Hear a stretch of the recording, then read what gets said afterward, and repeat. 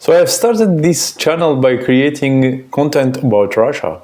That was about 2 years ago. And I was a regular vlogger who creates about travel videos, like sharing the culture, the food, and showing what's around, talking about the language sometimes, about proverbs, for example, expressions, and I didn't have any political content. But everyone wants me to talk about politics. I mean, after what happened, even people who weren't creating about politics, they start getting pushed to create about politics. Because it touched their lives, it touched their budget, you can say. So let's suppose some Russian artist was creating an art and suddenly people just stopped buying from him and followed and subscribed.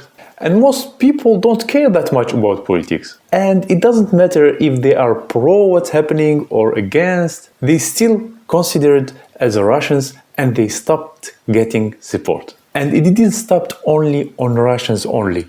It affected even foreigners who lived in Russia. Even me, I am not fully Russian.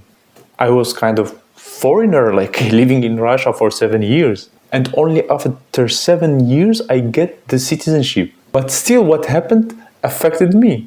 And it's affecting even people who have nothing to do with Russia, but they are just there. So not only Russians was discriminated, but even people who live there. No matter where are they from. It's really funny.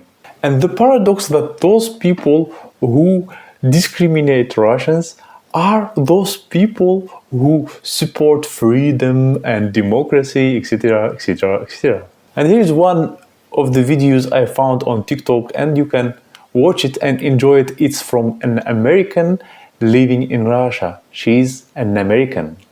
You know what I find really funny?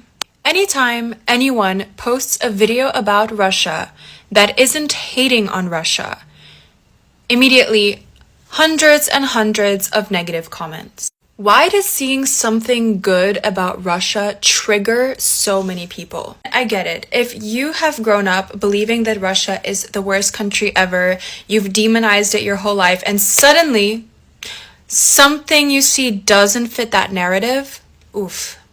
Yeah, that's gonna be triggering. But guys, if you want to see horrible things about Russia, how awful this place is, go on any mainstream Western media channel and it's all there for you. There's plenty of content like that there for you. It's made for you. My TikTok is not about that.